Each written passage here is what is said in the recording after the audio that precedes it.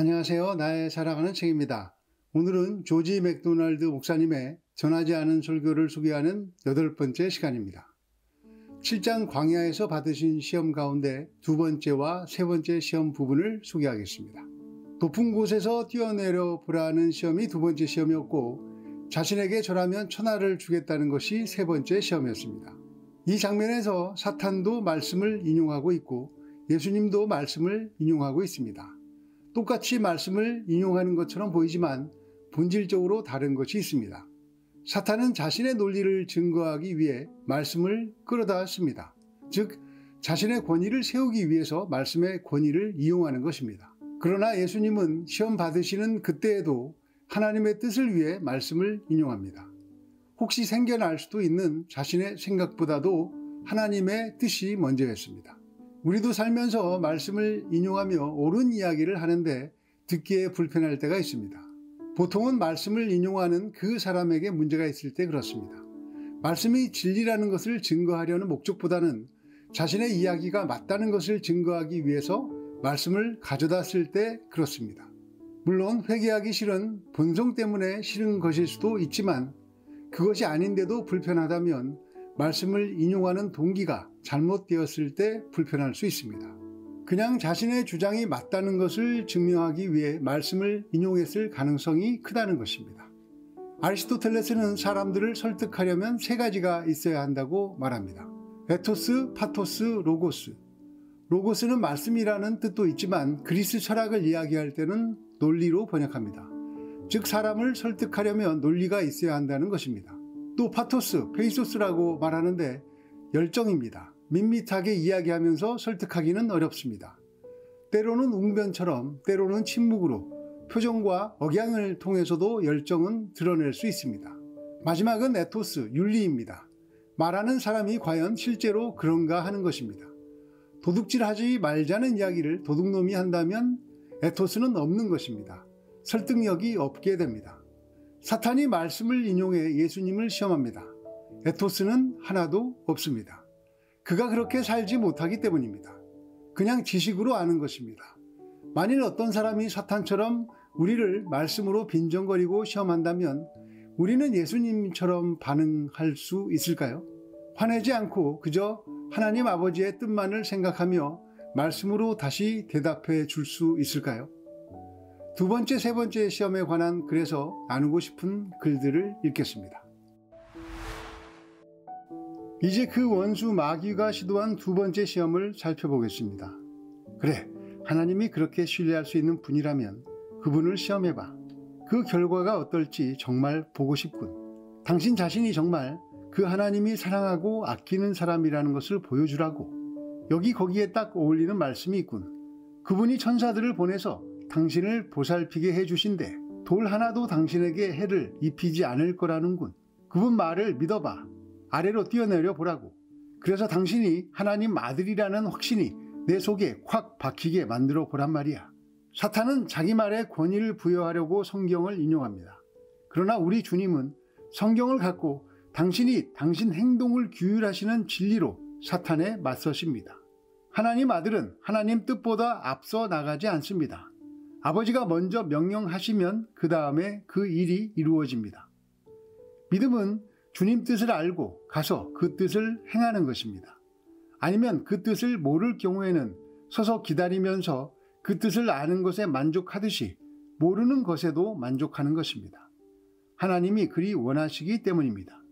사람에게 으뜸 가는 일은 하나님은 내가 뭘 하길 원하시는가이지 내가 이렇게 저렇게 한다면 하나님은 무엇을 해주실까가 아닙니다.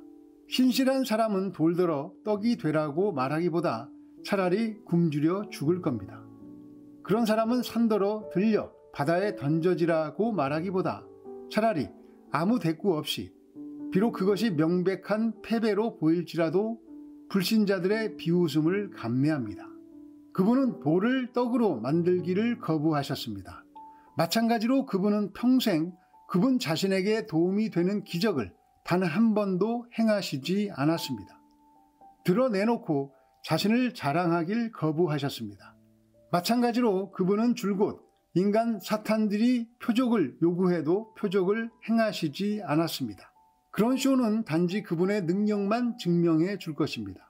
어쩌면 하나님이란 분이 계심을 한층 더 확실하게 증명해 줄지도 모릅니다. 그러나 과연 그 하나님을 증명해 줄까요? 당신은 하나님이십니다 라고 말하면서 정작 그 당신이란 말이 무슨 의미인지도 모른다면 그런 말이 무슨 소용이 있겠습니까? 우리가 하나님을 모른다면 하나님은 그저 하나의 이름일 뿐입니다. 우리 주님은 그런 식으로 인정받는 것에는 관심이 없으셨습니다. 그분은 종종 성읍과 군중을 피하셨고 사람들의 불신앙 때문에 능력 있는 일 행하기를 거부하셨습니다. 확실히 방관자를 대하실 때는 그렇게 능력 있는 일이 많은 결과를 낳으리라고 기대하시지 않았습니다. 그런 표적은 진리를 전달하지 못합니다. 그러나 그 진리를 볼 수 있게 해주는 것은 진리 그 자체를 아는 지식 가운데 있는 것이요, 표적과 이적의 영역을 초월하는 어떤 것으로서 하나님의 능력이요 구원입니다. 하나님 나라는 단번에 이루어지는 장엄한 행위가 아니라 여러 해에 걸친 사랑을 통해, 아니 여러 세기 동안 이 나라를 가로막는 것처럼 보였던 일을 통해, 영원에서 영원으로 이어지는 수고를 통해 하늘에 계신 아버지의 자녀들 마음속으로 분명히 자라가게 되어 있습니다. 이제 세 번째 시험을 살펴보겠습니다. 첫 번째 시험은 공고한 처지에 빠진 주님 자신을 도우라는 것이었습니다. 두 번째 시험은 어쩌면 아버지가 주님의 아버지이심을 주장해 보라는 것이었을 수 있습니다. 세 번째 시험은 주님더러 그 형제들을 구원해 보라는 것이었습니다. 이 마지막 시험에서도 악은 아버지의 뜻을 행하는 대신 그의 형제들을 구하라는 시험이었다는 것에 자리하고 있었습니다. 주님 앞에는 옥에 갇힌 자가 불의한 감옥을 부수고 나와 환호하는 즐거운 장면, 탐욕스러운 바리새인 앞에서 고개를 숙이고 있던 과부가 그 고개를 치켜드는 즐거운 장면, 울고 있던 어린아이가 주님이 타신 전차의 바퀴 소리를 듣고 환호성을 터뜨리는 즐거운 장면이 떠올랐습니다. 주님은 그런 장면이나 꿈을 이룰 능력이 당신에게 있음을 아시기 때문입니다. 흰눈 같은 옷을 입은 모습으로 변형되셨던 주님이시라면 예루살렘 거리에서 큰 소리로 너희 왕을 보라고 외치실 수 있지 않겠습니까? 하지만 주님이 입으신 옷이 언제 눈처럼 하얗게 되었습니까? 그때는 주님이 그런 정복을 추구하실 때가 아니었습니다. 도리어 그때는 그분이 이 산과 같은 산에 서서 당신이 예루살렘에서 이루셔야 할 죽음에 관하여 이야기하실 때였습니다. 저는 묻고 싶습니다. 더 잘 알면서도 아는 대로 잘 행하지 않는 것은 사탄을 섬기는 게 아닌지, 그 목표가 가장 좋은 것이 아닌데도 가장 좋은 목표인 것처럼 사람들을 하나님 이름으로 현혹하는 것은 사탄을 섬기는 게 아닌지 묻고 싶습니다. 그분은 틀림없이 닦을 새도 없이 흘러내리는 눈물을 보셔야 했고 웃음으로 바뀌지 않는 한숨 소리를 들으셔야 했으며 죽은 자들이 널브러진 채 버려진 모습을 보셔야 했을 겁니다. 그분은 필시 당신 형제들과 자매들이 장난감이 부서졌다며 어린이처럼 울고 있는 모습을 보면서도 그 장난감을 고쳐주지 않으셔야 했을 겁니다. 그분은 무덤으로 계속 나아가셔야 했고 그들은 그분이 그들을 위해 모든 것을 바로잡아 주고 계시다는 것을 몰랐을 겁니다. 사탄은 자신의 말에 권위를 살려보려고 하나님 말씀을 이용합니다. 그러나 예수님은 그 순간에도 아버지 하나님의 뜻을 따라가기 위해서 말씀을 떠올리며 말씀을 인용하십니다. 인간 예수에게 들어왔을지도 모를 수많은 생각을 접고 하나님 아버지께 순종하기 위해 말씀을 인용하신 것입니다. 화도 내지 않으셨습니다. 한 불신자가 술을 좋아하는 믿음의 사람에게 성경에 술 취하지 말라는 이야기가 있지 않냐고 말한다면 그 믿음의 사람은 버럭 화부터 낼 수 있습니다. 아니 술에 취하지 말라고 했지 마시지 말라고 한 말씀이 어디 있느냐고 자신을 변호하기 위해 말씀을 끌어다 쓰려고 할지도 모릅니다. 사실은 둘 다 자신의 주장을 위해 말씀을 끌어다 쓰려는 것입니다. 그래서 그 논쟁의 장소에는 하나님께서 서실 자리는 없으실 것입니다. 냉랭한 분위기만 있을 것입니다. 장난감을 고쳐달라고 하는데 고쳐주시지 않고 십자가로 가셔야 하셨던 예수님. 그 길에는 장난감이 아니라 그들의 생명이 걸려 있는 문제였기에, 모든 것을 바로잡을 수 있는 길이었기에 십자가로 나아가신 예수님. 그래서 표적을 보여달라는 백성들의 요구에 응하지 않으시고, 왕이 되어달라는 그들의 요구를 뒤로 하시고 하나님의 뜻을 구하기 위해 한적한 곳으로 가셔서 아버지와 교제하시던 예수님.